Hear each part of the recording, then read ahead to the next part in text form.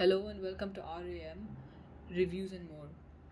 Today I'm going to be reviewing the Kobo Forma, which is one of my favorite e-readers, more than Kindle or any other Kobo. So, so one of the main things, it costs 380 SGD, which is Singapore dollars. You can get in 8 GB or 32 GB. This is the 8 GB one because I figured that 32 GB might not be useful. So you can get it in black and white. You can get the Kobo in white and the cover in black. It doesn't matter. So in the inside, when you're reading a book, it's everything's black and white. Even when you're not reading a book, it's all black and white. So and also one of the features which I really like about the Kobo Forma is that it has a flush screen. Flush screen, as in the screen, which is the white surface, is actually at the same level as the rest of the Kobo. Like it's at the same level as the frame. But in the Kobo Libra, which is also similar to the Kobo Forma, in the Kobo Libra, there's no flush screen, meaning the screen, which is the white portion, is actually a few millimeters below the frame, which might be a bit inconvenient for the screen being below the frame, which is why I also like this.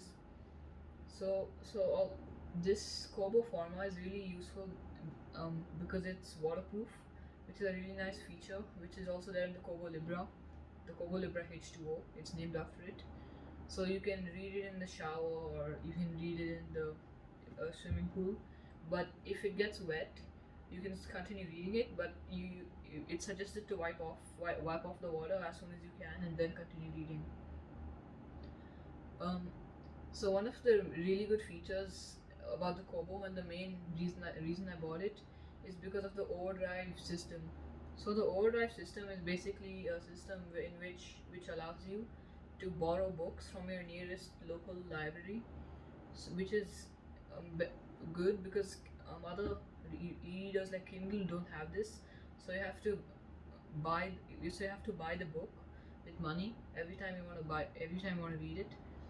But for this one, it works the same as a library, and it expires in around 20 days, and then it automatically retrieves the book back, and the storage room that the book took on your device is gonna be granted back to you, since the book is no longer on your device. And also, if you're done reading it, it'll give you an option to return it early, or even if you accidentally borrowed a book, you can just return it early. So So let's look at the books you can read. So in Overdrive, you can read all sorts of books. You can read anime, manga, like any anime series. And also, once you're in the book, you can change the brightness by sliding your finger up or down from the left of your screen.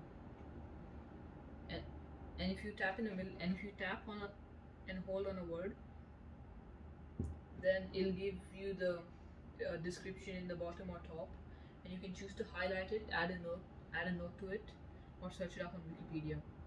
If you click a word and then drag it to another word, it'll select all the words between and make it a paragraph, and it'll highlight the paragraph, and you can add note to it. And you can just or if you don't want the paragraph to be highlighted, just hold on the paragraph and click remove highlight. And if you click in the middle of the screen and click the font AA button, which is basically the font button, you can change the font to whatever you want. I'm not going to do it, it takes like some time. You can just choose anything you want, and then if the font is bigger than the usual one, it might buffer, it might change the amount of pages. I'll just do it. For example, I choose this. Just now I was on page 14. I was on a different page. Now I'm on 142. Since this font is much bigger, I'm going to change back to the original font. And if you change the font size, then if you can make it really big. So the book used to have 600 pages. Now, since I made the font bigger, it has 2004, which is quite a lot. I'm going to change it back to where it was. So, and you can also change the amount of space between the lines, which is really good if you keep reading the line over and over again, and you can change the margins as well. And then in the same setting where you press in the middle of the screen, there's also a sunlight button, which is the brightness. You can change the brightness manually if you don't want to swipe it up and down. And then also you can change it to the natural light. So if you make it to the most, which is to the moon, it makes it very warm. But if you do it to the sun, which is to the left, it becomes like there's more blue light. But if you make it here, then it becomes warm. I keep it in the middle, or you can keep it in auto, but I find it's quite annoying because it keeps changing, which is not really kind of annoys me. Yeah. So, and also I suggest you buy it with the cover, because if you're carrying the Kobo around without the cover, your thumbs or your fingers might smudge on it and make fingerprints, which might make it difficult for reading later. And also the Kobo Forma cover, actually all the Kobo covers have this magnetic strip, which you can just like fold in together and then just keep it like this and read. For example, if you're eating and reading, and you're eating something with your hands, then your hands might get spoil the Kobo. And also if you change the direction of the Kobo, it automatically changes the text. Also really useful feature. And also if you want to change the page without touching the screen, you can press these buttons to move left and right. If you press this button, which is on the bottom, then you move to the right. But if you press this button on the top, which is closer to the Kobo symbol, then you move to the left. Or you could tap to change the page, or just swipe as usual. And if you and in the book, if you type in the top right of the screen, then it kind of folds the page, which allows you to, like, if you go to a different page just to see what's in the end, it'll see.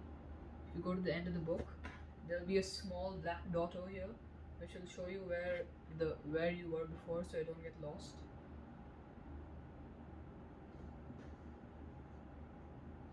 And also in the chapters, it shows you how many pages in the chapter you've read, which is quite useful.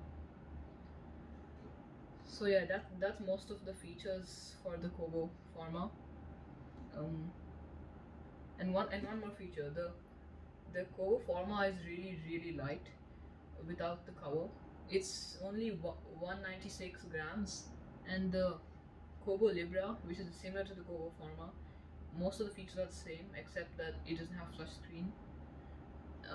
So the Kobo Libra is 192, and this is 196.